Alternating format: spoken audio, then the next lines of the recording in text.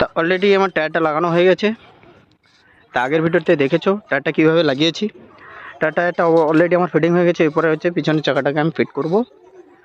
তা বন্ধুরা সবাই কেমন আছো অবশ্যই কমেন্ট বক্সে অবশ্যই জানাও। আর আগের ভিডিওটা দেখে নিও, তারপরে এই ভিডিওটা দেখবে। তা যারা চ্যানেলে নতুন আছো অবশ্যই চ্যানেলটিকে সাবস্ক্রাইব করবে, লাইক কমেন্ট শেয়ার অবশ্যই করো।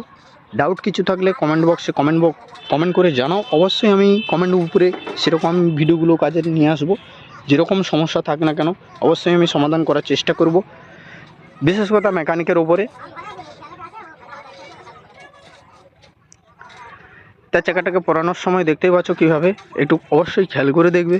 চাকাটাকে লাগানোর সময় চেনটাকে আস্তে করে দিয়ে, এবং চেন চাবি আছে, সব কিছু মেজারমেন্ট করে লাগাতে হয়।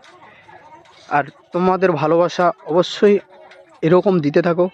আর ফেসবুকে যারা দেখছো অবশ্যই আমার চ্যানেলটিকে গিয়ে সাবস্ক্রাইব করে নিও।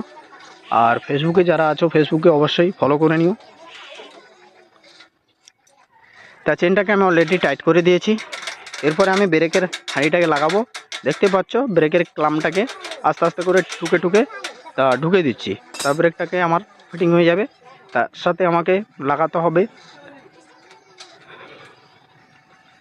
মাঠগার্ডের শিক এবং স্ট্যান্ড। আগে স্ট্যান্ড লাগাতে হবে, ফুল স্ট্যান্ড যদি থাকে আগে তাহলে স্ট্যান্ড লাগাতে হবে, সিঙ্গেল স্ট্যান্ড থাকলেও আগে স্ট্যান্ড লাগাতে হবে। তারপরে কিন্তু তোমার মাঠগার্ডে শিক লাগাবে, তারপরে কেরিয়াল ঢুকবে, তারপরে নাট টাইট করা হবে।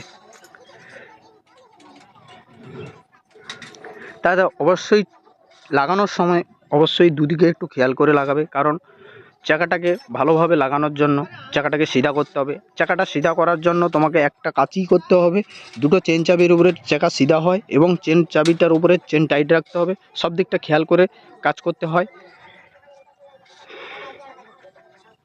তা কীভাবে আমি অলরেডি সাইকেলের চাকাটাকে ফিট করেছি আগের ভিডিওতে অবশ্যই দেখেছো তোমরা। তা এখন মৌসমটা কেমন তোমরা অবশ্যই আমাকে ভিডিওতে জানাও। তা ভিডিওতে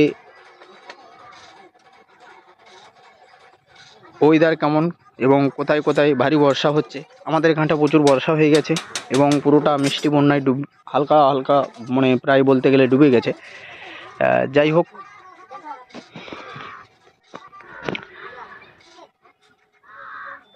হচ্ছে আমি টাইট করছি, এরপরে চাকাটাকে টাইট করে দেবো। আমার কেরিয়ালটা এবং স্ট্যান্ডটাকে লাগানো হয়েছে। আর একটা কথা বলে রাখি, স্ট্যান্ডটা লাগানোর সময় ফুল স্ট্যান্ডের একটা ক্লাম থাকে, তা ক্লাম দিয়ে নাট দিয়ে টাইট করে লাগাতে হয়। তারপরে কিন্তু ফুল স্ট্যান্ড কাজ করে, না হলে কিন্তু ফুল স্ট্যান্ড কাজ করবে না। অনেকে দেখেছি ক্লাম একটা লাগানো থাকে না, যেটা পাতি বলে থাকি, ওখানটা একটা স্ক্রু নাট দিয়ে টাইট করা হয়। তা ওইখানটায় যখন না থাকে ওই পাতি এবং নাটটা, তা স্ট্যান্ড করার সময় কিন্তু স্ট্যান্ড শুয়ে যায়। তা একটা ক্লাম কিন্তু বেশি দামও নয়, 2-5 টাকা দাম। ওটা লাগাতে হয়। আমি প্রায় সাইকেলগুলো কাজ করি দেখে রাখি, তা ওগুলো লাগায় না। তা ওগুলো লাগালে তাহলে স্ট্যান্ডটা তোমার সিধা থাকবে এবং স্ট্যান্ডটা ফুলভাবে স্ট্যান্ড হবে। তা অলরেডি আমি চাকাটা আমার কাজটা টাইট হয়ে গেছে, কাজটা শেষের মাথায়। তা আগের সপ্তাহে একটা ভিডিও ছাড়তে পারিনি, একটু সমস্যা ছিল। তা পরবর্তীতে আরও ভালো ভালো ভিডিও নিয়ে আসবো। অবশ্যই ভিডিওটুকু সাপোর্ট করবে এবং পুরোটা দেখার চেষ্টা করবে।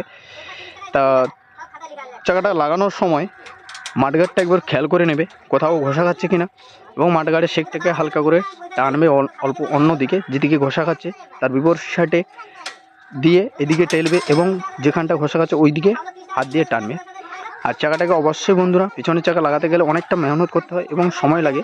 তা অবশ্যই তোমরা পিছনের চাকাটাকে সিধাভাবে এবং ঠিকভাবে লাগাবে এবং চেনটাকেও দেখে নেবে। আর চেনটা যদি সমস্যা থাকে তা আমাকে বলতে পারো, সেরকম আমি আরও ভিডিও নিয়ে আসবো। আর গিয়ার বক্সের ভিডিওটা অবশ্যই দেখেছো তোমরা, আরও একটা ভালো করে ভিডিও নিয়ে আসবো। বিবি কাপে যে সেটটা থাকে তার সেটে একটু টাইট দিতে হয়। তা তোমরা সবাই ভালো থাকবে। এই পর্যন্ত, আবার